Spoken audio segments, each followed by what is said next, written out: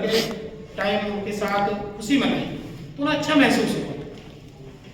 आप वृद्धाश्रम में भी जाते हैं तो क्या है, भावनात्मक रूप से जुड़ाव है।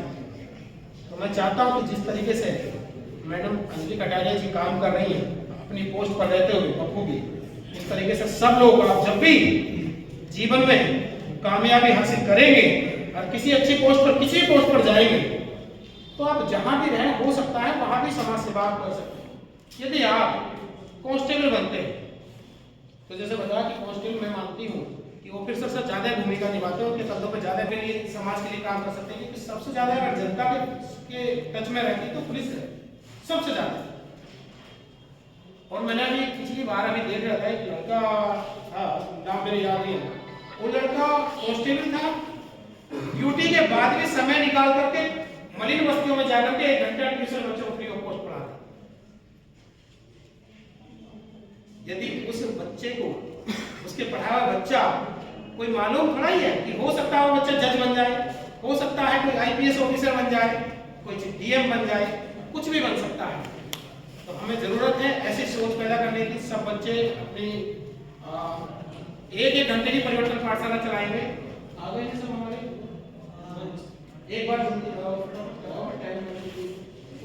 एयरफोर्स और बहुत सीनियर हैं और स्वरोज नेटवर्क में अपनी बखूबी जिम्मेदारी निभाते हैं शिक्षा के क्षेत्र में। मैं उनसे भी निवेदन करूंगा कि 2 मिनट के लिए बच्चों को जो भी आप मार्गदर्शन कर सकते हैं। माननीय अशोक कुमार जी।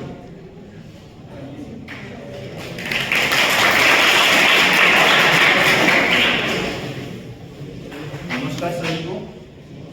जैसा कि यशवंत जी ने बताया, मेरा नाम अशोक कुमार है और मैं भारतीय वायुसेना से रिटायर्ड कर्मचारी।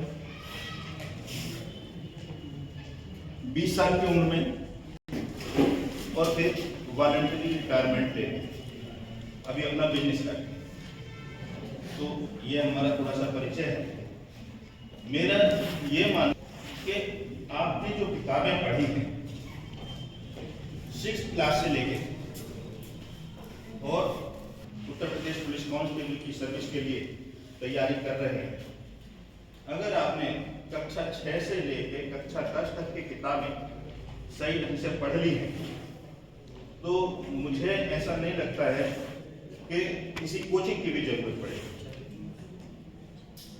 और जो सामान्य ज्ञान है उसके लिए आप अलग से तैयारी कर लो, बाकी तो आपकी सभी पुस्तकों से ही आता है। मेरे साथ तो ऐसा ही हुआ था, मैंने कोई कोचिंग नहीं ली थी, लेकिन हाँ एक काम जरूर करता था, वो था मैं पढ़ने के साथ साथ मैंने पढ़ाना भी शुरू किया।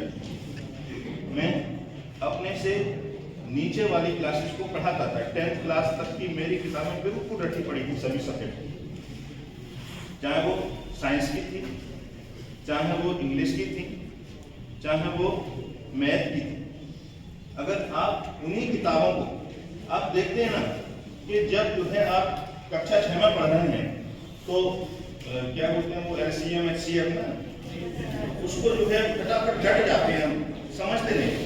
या मल्टीप्लिकेशन है, एडिशन है, इन सबको हम जो है जैसे बताया वैसे करते जाते हैं, लेकिन उनकी कंसेप्ट अगर माइंड में भर लेंगे आप तो आपको याद रखने की जरूरत नहीं पड़ेगी, वो अपने आप याद हो जाएंगे। इस तरह से जो है काम करते चले जाएंगे। तो उस समय जब जो है दिल्ली में हमारा कंप्यूटर एग्जाम हुआ था, एक दोस्त के साथ गए, वहाँ पर भी बहुत सारी संख्या में कैंडिडेट बैठते हैं, अपियर होते हैं।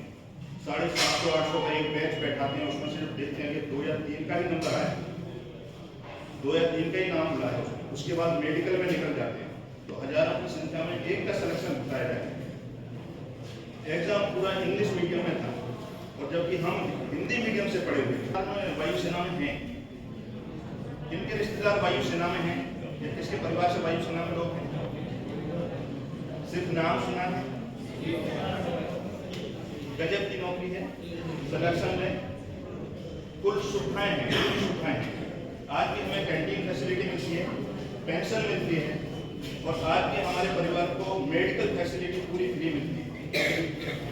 तो इतनी बड़ी सुविधाओं वाली नौकरी है। ऑल इंडिया पूरा घूमने मिलेगा,